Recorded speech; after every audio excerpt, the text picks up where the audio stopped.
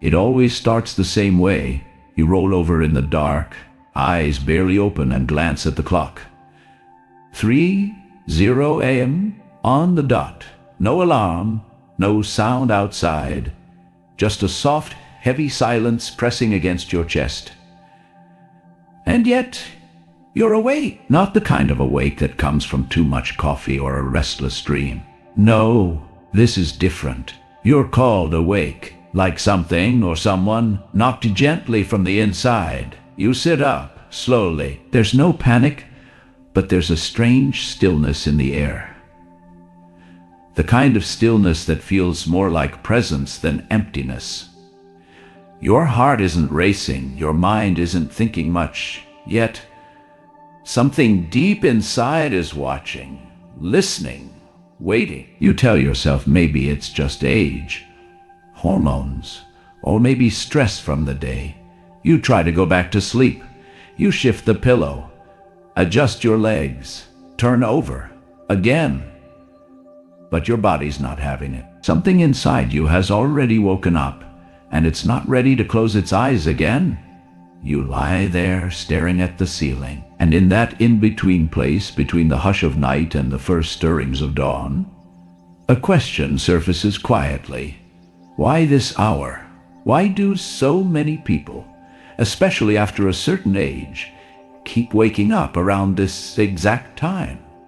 Night after night, even without alarm clocks, even without any reason they can name. It feels almost too precise to be random, too consistent to be coincidence. And here's where Buddhism steps in, not with fear, not with superstition, but with an invitation. Because in the teachings of the Buddha, nothing arises without a cause. And every moment, even the most ordinary one, like a sudden awakening in the middle of the night, might just be a quiet knock from the universe, a chance to pause, to listen, to ask yourself not why am I awake, but instead, what is waking me up? Maybe it's not the body that's restless. Maybe it's the soul that's whispering. Maybe, after years of carrying weight, worries, regrets, and roles, your spirit finally finds a moment where the world is silent enough for it to speak, and you're finally still enough to hear it.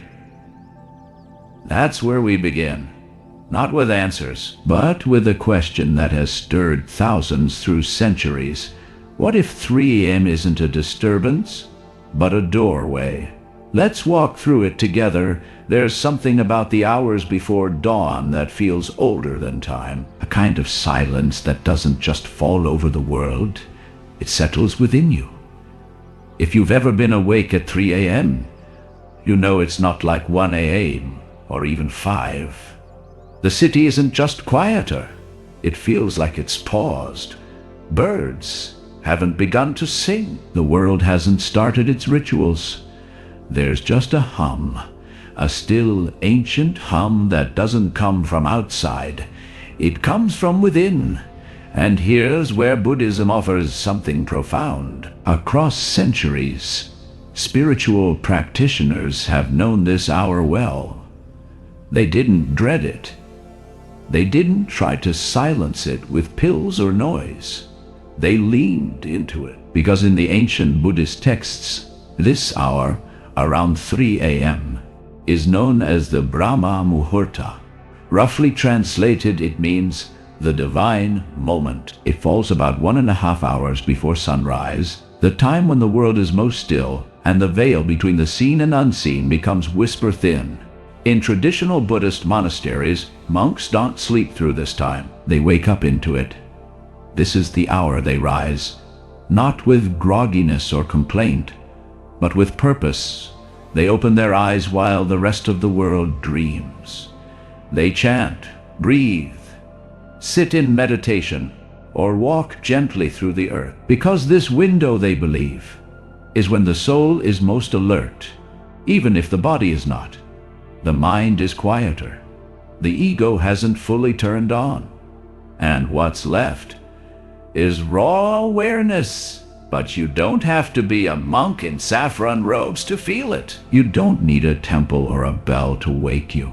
Your own body might already know. because something interesting happens as we grow older, especially after 50. The weight of the past becomes heavier. Our bodies slow down, yes, but our inner lives? They begin to speak louder. The quiet of the night becomes more precious, and the hours we once slept through without thought suddenly become the hours where we feel most unsettled. Or most unsettled. And maybe, just maybe, those two are the same thing. Let's look deeper. In Eastern medicine and spiritual thought, time is more than just numbers on a clock. It's energetic rhythm, according to the ancient Chinese medicine wheel, which is deeply aligned with Buddhist mindfulness practices. Every 2-hour block of the day is connected to an organ and an emotional spiritual function. Guess what 3M is connected to? The lungs. Not just the physical lungs, but the spiritual energy they carry. Grief, sorrow, letting go. So waking at 3 a.m. isn't just bad sleep. It might be your body-mind system trying to release what's unspoken, trying to breathe through old pain that was never fully exhaled. And in Buddhist terms, this makes perfect sense, because grief that isn't faced becomes karma. We keep recycling, and karma that isn't seen keeps waking us up, literally and spiritually. You see, the Buddha never promised we'd live without suffering. He only said, see the suffering clearly and you can walk beyond it. That's the key. Clarity. And when is your mind most clear? Not in the middle of a busy afternoon, not in front of a screen, but in the silence of night when no one's watching, no one's calling, and all your masks have fallen. That's what makes 3M so holy. It doesn't ask you to perform. It invites you to be honest. Let's go back for a moment to the idea of Brahma Muhurta, the divine moment. In many scriptures, this is described as the time when the gods listen, when prayers rise fastest, when clarity lands easiest. Why? Because the world hasn't reattached yet.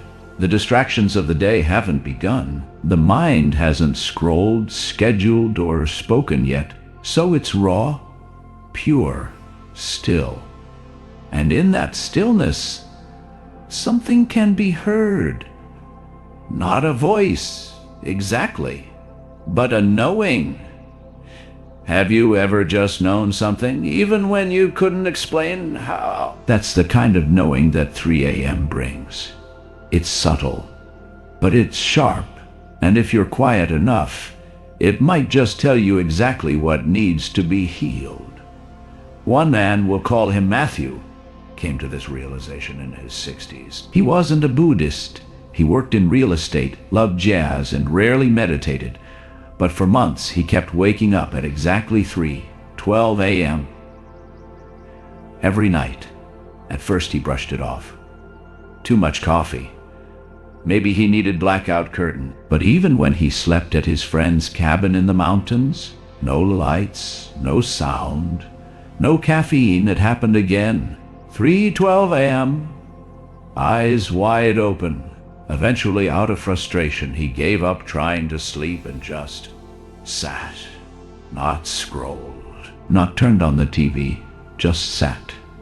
And one night he asked out loud, "What is this?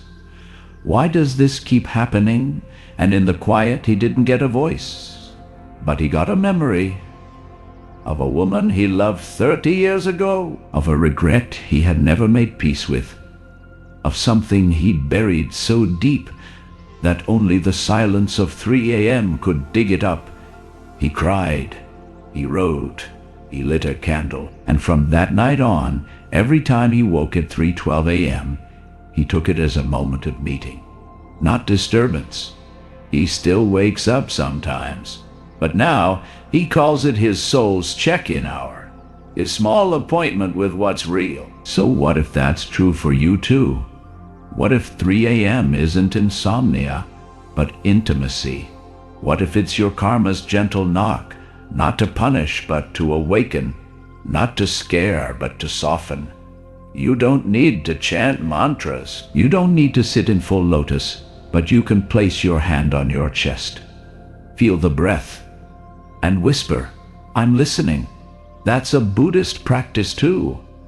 Mindfulness isn't about postures, it's about presence. When the Buddha sat under the Bodhi tree, do you know what time it was said that he reached enlightenment? Around the fourth watch of the night, right before dawn? Some say just after 3 a.m.? Coincidence? Or is there something about this hour that still invites us, not to do, but to see what's really there, to feel what's ready to be released, to listen to what your daytime self keeps pushing away? So tonight, if you wake again at 3 a.m., don't reach for your phone. Don't panic. Just pause. Maybe your soul is trying to speak. And finally, the world is quiet enough for you to hear it. Most of us think the soul arrives like a thunderstorm, a breakdown, a big awakening moment with flashing lights, tears, and sudden clarity. But in truth, the soul is quiet, not dramatic, not loud. It doesn't barge in, it waits. And when it's ready to speak, it doesn't shout through the noise of daytime. It waits until the veil is thin, until your mind is soft enough, still enough, empty enough to notice. And that, my friend, is usually around 3 a.m. It's that subtle hour when the world no longer performs. Nothing is asking for you to reply, decide, or pretend. You're not a parent. You're not a worker. You're not anyone's expectation. You're just a presence, breathing, listening. And if you're willing, receiving. Let me tell you a story. There was a woman named Linda, 62 years old, recently retired from her job as a school administrator in Portland. All her life, she had been the strong one, the decision maker, the organizer, the one who held the family together even when she herself felt like falling apart. But after retirement, when the noise of daily life faded, something strange started happening. She kept waking up. Not every night, but often. 3-5 a.m. Sometimes 2:58. Always within that thin hour before dawn. At first, she did what most people do. Tried warm milk, tried soft music, read self-help books about sleep hygiene. But none of it worked. One night, she gave up trying to fix it. She just sat by the window, wrapped in her old college hoodie, holding a cup of tea that had already gone cold. And in that silence, she heard it. Not a voice, but a memory. It was her father's laugh. That same laugh from when she was 10, riding her bike down the hill for the first time. He had passed away nearly 20 years before. But suddenly, in that moment, he was with her. And then, like a film reel playing softly in the background, more memories came. Her first heartbreak, the miscarriage she never told anyone about, the moment she said yes to a life she never truly wanted, just to please her mother. Tears came. Not the loud kind, the kind that falls silently down the cheeks, as if the soul is rinsing itself clean. She wasn't trying to remember. She wasn't looking for healing. But something inside her had decided, no, it's time. That's what the soul does. It doesn't schedule your healing around your convenience. It waits until the noise dies down, and then it whispers, "Are you ready to listen now?" The Buddha taught that all beings have Buddha nature, the capacity to awaken. But awakening doesn't always mean enlightenment under a tree. Sometimes it just means not ignoring yourself anymore. Sometimes waking up at 3 a.m. is the most sacred alarm clock of all, not set by the world, but by your own karma. Because here's something Buddhism teaches that few people talk about. Karma doesn't always show up in events. Sometimes it shows up in feelings, in silence, in timing. It shows up when your spirit is ready to face something your mind has hidden for decades. And 3 in that dark, gentle hour, the soul slips through the cracks in your thinking and places an old truth in your lap, not to punish you, not to overwhelm, but to free you. Because the truth, no matter how old, is never there to hurt. It's there to heal what's been buried. Let me say this as clearly as I can. If you're waking at 3 a.m. and feel like something's wrong, you're not broken. You're becoming whole. And no, not everyone will understand it. People will tell you it's just hormones, just age, just a bad habit. But you know better. Your heart knows better. Because something about that hour feels different. Not chaotic, just sacred, like something unseen is sitting beside you, waiting for you to look up. A Zen monk once wrote, "In the stillness of 3 a.m., I heard the moon say, 'You are just finally listening.'" So what should you do in those moments? You don't have to solve anything. You don't have to figure it all out. Just breathe. Place your hands over your chest. Feel the rise and fall. Feel the weight of your life, not as a burden, but as a story.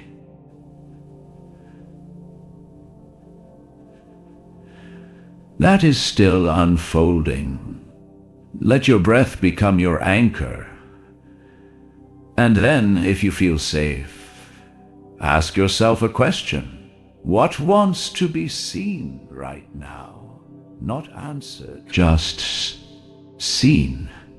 That one question can change your whole inner world. Because healing doesn't come from doing more. It comes from allowing more honesty, more softness, more presence with what is. So tonight, or the next time you wake at that strange hour, remember this. The soul doesn't knock loudly. It doesn't send emails. It doesn't wait until you're ready. It whispers. It taps softly. It shows up when your guard is down. Because that's when it can finally reach you. And when it does, don't be afraid. Don't rush it away. Sit up. Look around. Light a candle if you want, or just stare into the dark and say, "I'm here." Because in Buddhism, that's the beginning of real awakening. Not understanding everything, but simply being here for the truth that's already rising inside you. It doesn't creak. It doesn't swing open with a bang. It doesn't even feel like a door at first. But something opens. You sit there, maybe still half asleep, thinking you're just in your bedroom. But if you pause long enough, if you don't rush to distract yourself, you'll notice it. A shift, a presence, a kind of sacred space that wasn't there at 2 a.m. and won't be there at 5. This is the doorway that Buddhist practitioners have spoken of for centuries. A hidden threshold that appears not outside you, but within. Not made of wood. Not something you walk through with your feet, but with your attention. It's the space between thoughts, between breaths, between who you used to be and who you are quietly becoming. And strangely, it appears in the dark. There's a saying from the Zen tradition, "Only in the deepest darkness can the eye of insight open." And if you've lived long enough, you know this is true. When we're surrounded by the lights of daily life, busyness, conversation, work, we don't see clearly. We perform. We protect. We push away the uncomfortable truths. But in the soft dark of 3 a.m., when there's no one to impress, no task to finish, no voice telling you what you should be, you return to what you are. And what you are is not just a name, not just a role, not just the collection of your past mistakes or proudest titles. You are awareness. You are breath. You are consciousness itself, meeting this moment fully, without armor. That's what the door reveals. Not something new, but something eternal. But something eternal. Let me tell you about Thomas, a Vietnam veteran, father of 3, widowed at 57. He lived alone in New Mexico, in a little adobe house, surrounded by sand and silent side. After his wife died, he couldn't sleep well. For years, he fought it, tried everything, medication, whiskey, late-night TV, but nothing brought rest.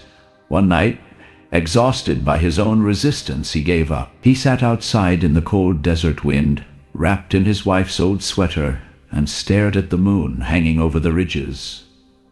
And something happened. Not loud, not dramatic, but real. He felt her, not as a ghost, not in words, but as presence. And then he felt something even deeper. Himself, not the soldier, not the grieving husband, not the man trying to stay strong for his children, just a breath, a heartbeat, a human being sitting between two worlds, one he could see and one he had forgotten. That was the first time he wrote in his journal again. And he wrote something that still stays with me. It's not that I was scared of being alone. I was scared of meeting the part of me that only shows up in silence. That, my friend, is what opens at 3A. Not a monster, not a crisis, but a door to parts of you that are always waiting, patient, unhurried, unwounded. Parts that remember what your younger self forgot. That peace isn't something you chase. It's something you recognize. And the more noise there is in your life, the more likely that recognition will only come in the stillest hours. In Tibetan Buddhism, this doorway has another name, Bardo. Most people think of it as the space between death and rebirth, but masters have long taught that we don't have to die to enter the Bardo. We enter it every time we're between identities, between roles, between breaths. Waking at 3 a.m., just be your own personal Bardo. A pause between the life you've lived and the one you're now ready to live, with more softness, with more presence, with more truth. So what do you do when you notice the door? You don't need to walk through it like a hero. You don't need to do anything, actually. Just stay. Stay with the breath. Stay with whatever arises. Stay with the old stories that might visit, the ones you've buried, but that still shape you. Stay with the ache in your chest that isn't quite physical. Stay with the joy that arises for no reason.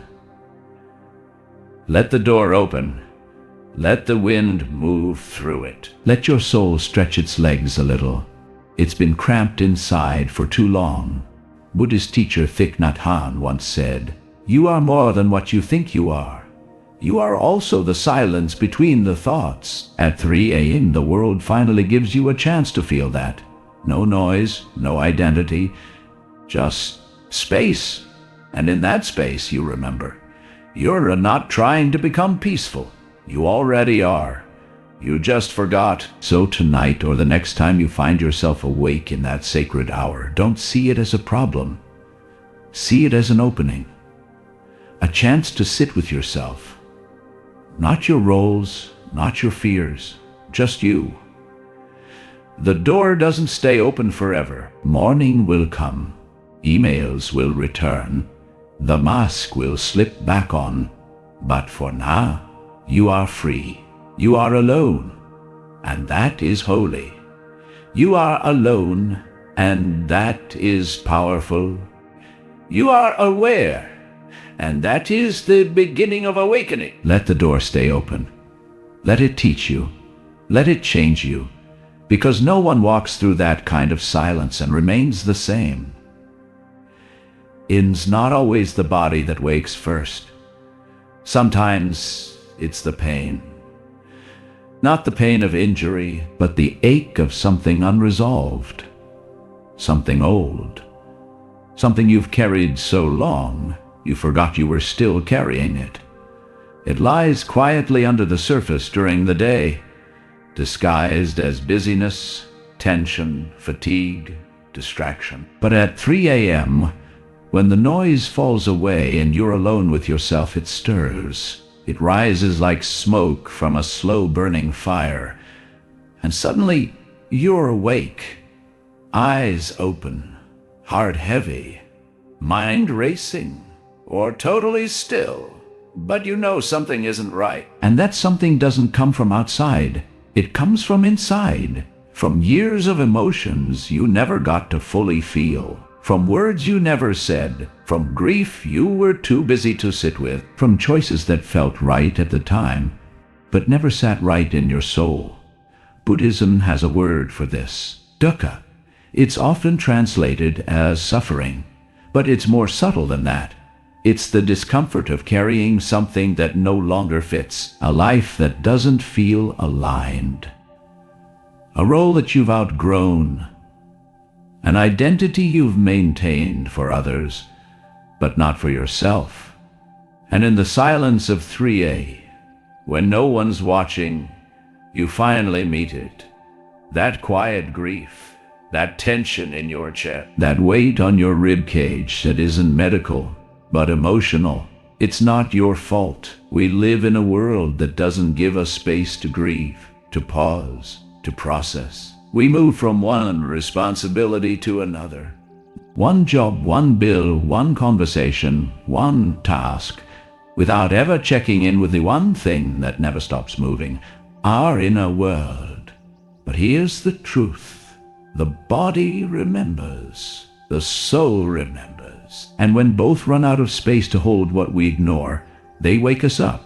They say, "It's time. Sit with me. See me. Don't rush past me again." I remember a woman, let's call her Carol, 71 years old, widowed twice. Her children lived across the country. She was kind, active, still volunteered every week. But she confessed something one day during a mindfulness retreat. "I don't sleep past 3 a.m., she said softly.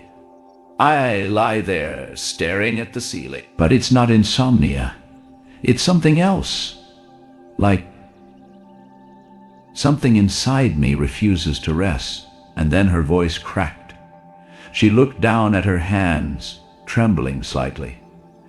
"I never really mourned my first husband. I had toddlers, bills. I kept going. Everyone said how strong I was. But I wasn't strong. I was surviving." And then she cried, for the first time in over 40 years.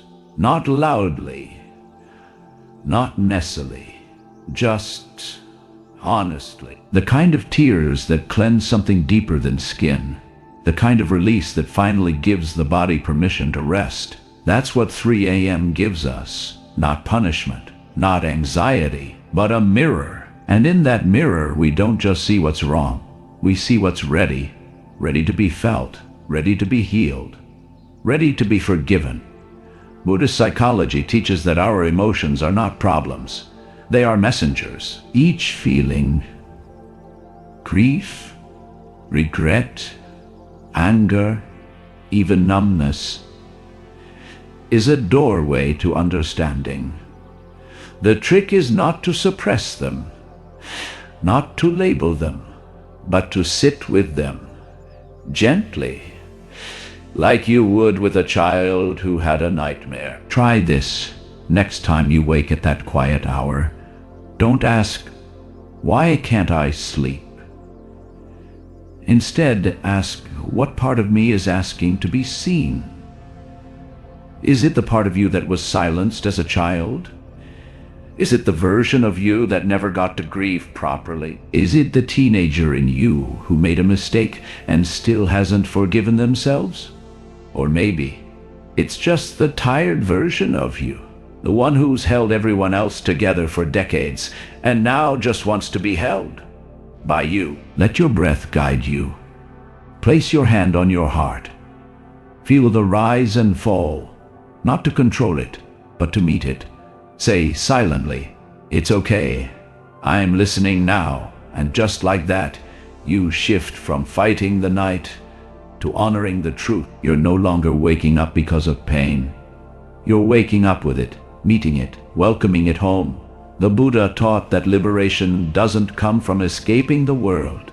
It comes from seeing it clearly and choosing compassion anyway.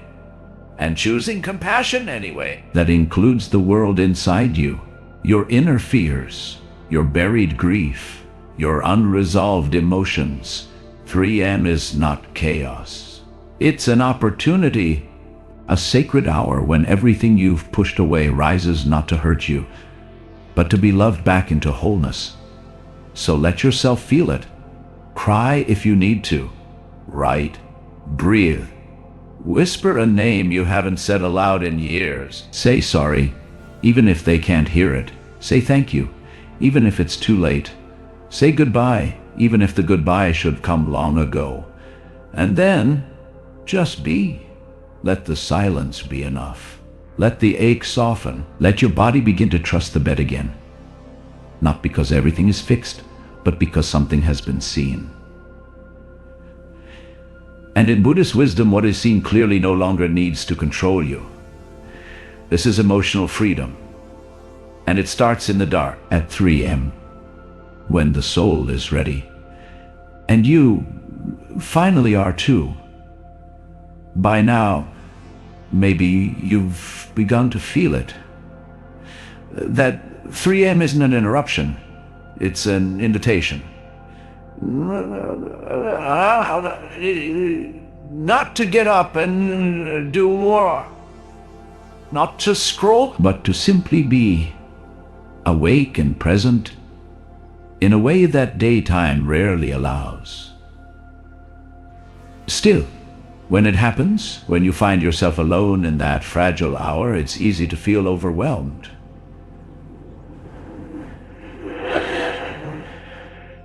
What do you now? How do I use this time without getting sucked into my thoughts? Is there a way to turn this restless moment into something healing? Yes, there is. And the answer doesn't come from fixing yourself. It comes from meeting yourself. That's what Buddhist practice offers. Not escape, but embodiment. Not control, but compassionate presence. And you don't need a monastery. You don't need a teacher sitting across from you. All you need is a little space, a little willingness, and the courage to breathe through whatever arises. Let me tell you about Frank. Frank was 74 when he joined our weekend meditation group, a retired mechanic. Thick hands, soft eyes, and a quiet way of walking as if each step still belonged to the garage floor he'd worked on for decades. He said very little, but he never missed a session. One afternoon, he stayed after the circle closed. He shifted awkwardly on his mat, cleared his throat, and said, "Mind if I ask you something?" "Of course. It's not the meditation I struggle with," he said slowly. "It's the hour before sunrise. I keep waking up. 3-something, sometimes 3:17. My chest gets tight. Not medical tight, just tight with stuff. Thoughts, old things." I nodded, and after a pause I asked, "What do you do when you wake up?" He looked down. "I lie there, stare into the dark. Sometimes I go outside, but I always feel like I'm missing something I'm supposed to be doing with it." I smiled and gently said, "You're not meant to do something with it. You're meant to be with it." So I offered him a practice, one so simple people often overlook its depth. It's called returning, or in Vietnamese Zen, as a bridge, as a home. And I'll share that same practice with you now. A 3M Buddhist practice for stillness when you wake. Don't rush. Don't judge. Don't even sit up yet. Just notice. The breath moving in, the breath moving out. Let your awareness rest where your body meets the bed.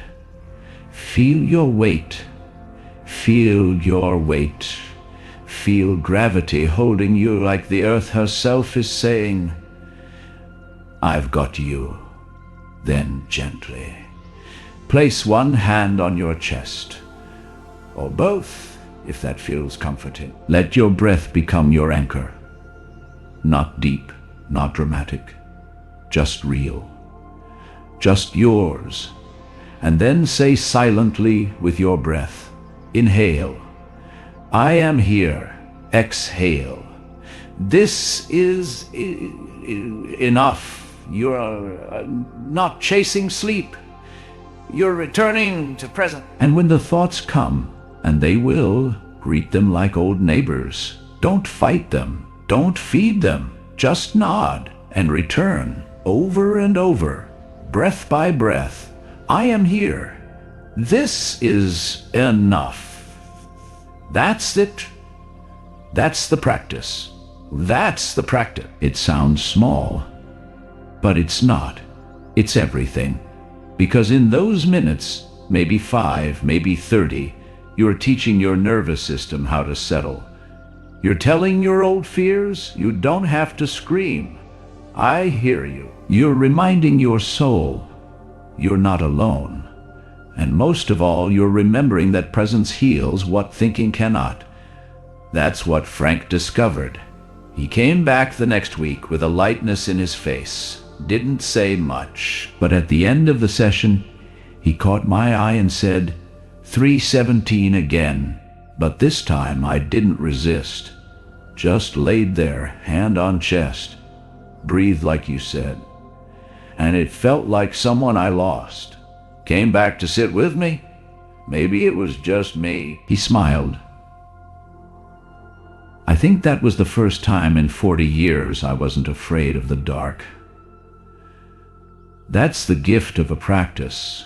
Not that it fixes everything, but that it gives you somewhere to stand when the wave comes again. Because let's be honest, 3 a.m. doesn't magically go away.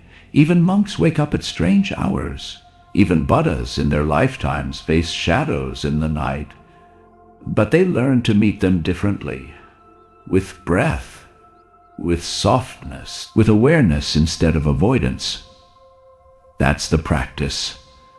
Not perfection, but presence. So the next time it happens, tonight or next week, try it. Don't search for answers. Just return to your breath, to your body, to this one precious, sacred moment that will never come again. Say silently, this moment is my practice. This breath is my teacher. This night is not my enemy. It is the temple I return to, and even if you never fall back asleep, you'll still have rested. Not the kind of rest the body gets from dreams, but the kind of rest the heart gets from finally being allowed to speak. Somewhere along the way you were taught to see your wakefulness as a flaw, to believe that waking up at 3 a.m. means something is wrong with you. Your sleep is broken, your hormones are unbalanced, your mind is too busy, your age is catching up to you. And yes, there are medical reasons for interrupted sleep, of course. But what if that's only one part of the story? What if the real truth is softer, deeper, and harder to measure on a sleep app? What if waking up at 3 a.m. isn't a malfunction, but a message? Not a curse to fix, but a calling to listen. Because when you see it through the lens of Buddhist wisdom, you begin to understand. Some awakenings come in the middle of the night. And they don't ask for answers. They ask for attention. Let's talk honestly now. There's a strange paradox about being over 50, 60, even 70. From the outside, you look like someone who has it all figured out. You've survived so much. You've raised families, built careers, buried friends, navigated losses, disappointments, triumphs. You've earned your stripes. And yet in the quiet of the night, something still aches. You lie there, wide awake, and wonder why, after all this time, peace still feels like something just out of reach. You're not alone. Buddhism teaches that suffering doesn't end with age. If anything, the older we get, the more refined our suffering becomes. It's no longer the fire of youth.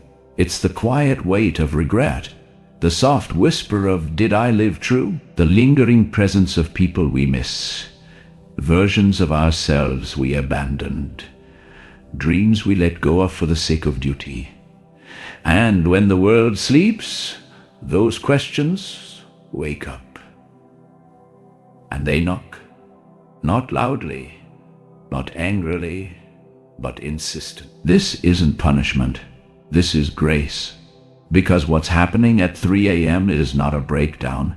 It's an opening, a moment of stunning clarity, in which the noise of your life falls, silent enough for the soul to finally rise. And in that moment, a quiet voice asks, "Are you listening yet?" Not to the world, not to what others expect of you, but to yourself, to the life that still wants to be lived from the inside out. Let me tell you a story. There was a man named Alan.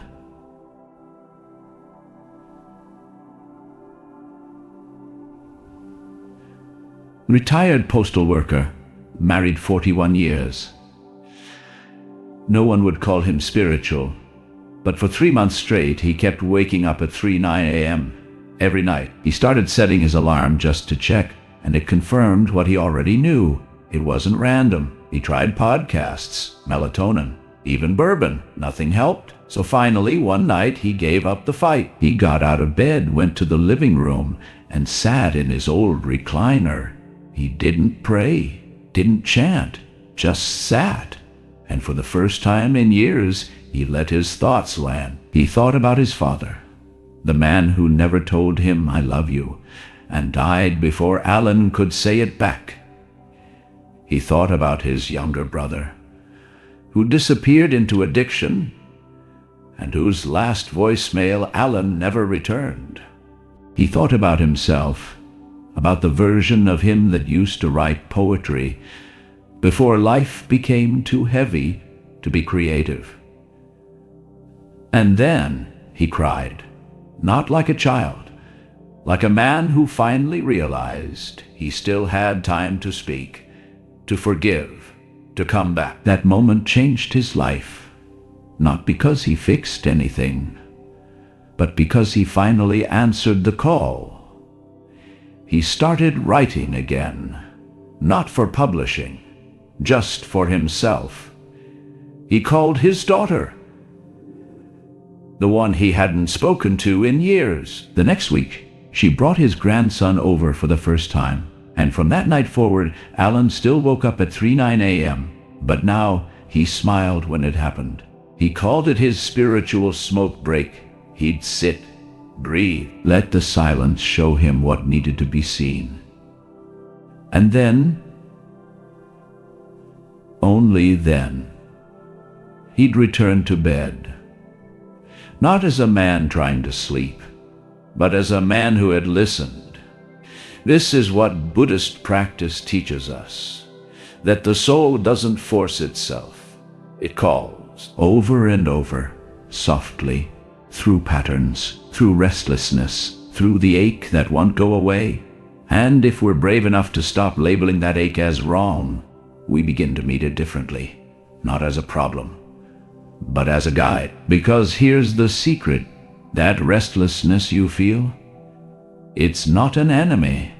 It's the wisest part of you, trying to wake the rest of you up. We often think enlightenment comes in golden flashes, that it's only for monks, saints, or yogis on mountaintops.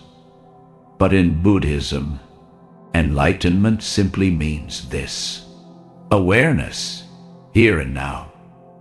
And what better moment to practice that than in the still silence of 3 a.m., when no one's asking for your time, when your mask has slipped off, when you can finally hear yourself breathe. In that breath, is the whole universe, and in that breath is your true self. So let's be honest. Waking up in the middle of the night can be lonely. It can be frustrating, even scary sometimes. But what if, just for tonight, you made peace with the fact that you're awake? What if you stopped seeing it as insomnia and started seeing it as invitation, not to do something, but to remember something, that you are not just your worries, not just your mistakes, not just your aging body or your restless thoughts. You are a soul, learning how to come home. And 3 a.m., that's the hour when the world is quiet enough for you to hear the door creak open. So when it happens again, and it will, don't panic. Don't judge. Just breathe. Sit up or lie still. But whatever you do, stay. Stay long enough to feel, to forgive, to let the past drift in and then out again like breath. Stay long enough to say, I'm still here. I'm still listening. And I'm ready now. Because 3 a.m. doesn't come to break you. It comes to return you to the part of yourself you've forgotten, but that never forgot you. That, my friend, is not a curse. It is a calling. And it might just be the most sacred one you'll ever answer. It's quiet now, not the kind of quiet that makes you feel alone, but the kind that holds you gently, like the arms of someone who truly sees you. The kind of quiet that doesn't need to explain itself. It just is. Soft, still, alive. You're lying in your bed. It's 3:21 a.m. The night has stretched long. And yet, for the first time, you're not fighting it. The ceiling no longer feels like a screen for your thoughts. The shadows no longer feel like threats. There's only breath. There's only this moment. And there's something else too. Something you may not have noticed until now. A warmth in your chest, in your belly, in your hands. Subtle, but undeniable. Not because everything is perfect, not because your life is suddenly easy, but because for once you're present, without force, without demand, just here. And that presence, dear one, is the beginning of healing, not just for the body, but for the soul. Compassion in Buddhism is not just about how we treat others. It's how we treat the moments we don't understand. And this moment, this strange, holy, sleepless hour, it's asking for your compassion. Not to end it, but to let it be sacred, to stop labeling it as wrong, and start embracing it as a part of your awakening. Because in this silence, there's something beautiful unfolding. And that something is you. You see, suffering doesn't always look dramatic. Sometimes it's quiet. Sometimes it shows up as an ache in the ribs. Sometimes it feels like an invisible pressure behind the eyes. Sometimes it whispers at 3:07 a.m., saying, please, see me, hold me, don't run this time. And when you stay, when you don't run, you break the pattern. You become the healer you've always waited for. Let me share a moment from a retreat I once attended. There was a woman named Anne, 65 years old. She wore scarves that looked like ocean waves and spoke in a voice as soft as candlelight. On the last night of our silent retreat, she shared this. I used to think the night was cruel, that waking up in the dark was life punishing me. But this week, I've realized something. The night didn't come to punish me. It came to comfort me in the only way I could finally receive. She paused, tears shining in her eyes. I realized the dark didn't need my fear. It needed my surrender, my trust, my hand on my own heart saying, I'm here now, I'm listening, and I forgive you. That, right there, that is the medicine of 3M. Not in logic, not in solving, but in solving. In the kindness you learn to offer yourself when no one else is watching. Because in that moment you remember something you forgot for decades. You are not broken. You are becoming. And like all becoming, it begins in the dark, in stillness, in letting go. Now take a breath. Right now. In, hold, out, feel it, not just as oxygen, but as life itself moving through you. Soft, patient, unrushed, that breath has carried you through heartbreak, through years of holding others together. And it's still here, even when your heart feels heavy, even when sleep is far away, even when you feel forgotten by the world, your breath remembers you. It never left, even when you did. So tonight, or whenever it happens again, when the clock reads 3:2 and the world is still deep in slumber, I want you to try something. Not a technique, not a trick, but a prayer. A whisper from your soul to your own heart. Place your hands over your chest. Close your eyes and say silently, Dear one, I know you're tired. I know you're tired. I know somewhere deep inside you're still afraid to rest. But I'm here now. Not this time. Let's sit together. Let's breathe.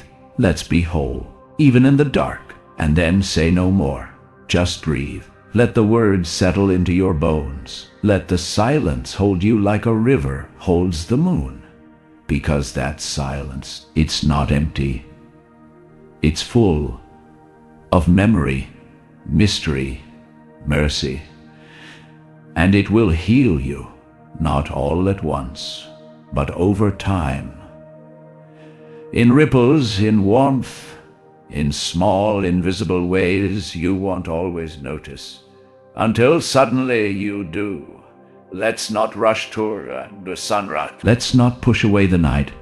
The Buddha didn't wake up into daylight.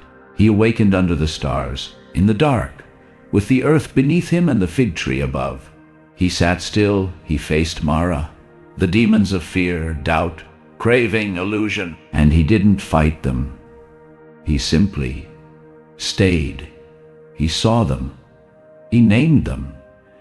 And he returned to his breath, again and again, until even the darkness bowed to his presence. And that is the invitation for you now, not to become a Buddha overnight, but to return, to sit with yourself, even when the world is silent, even when sleep won't come, even when the past knocks at your heart. You are not cursed. You are not cursed. You are called.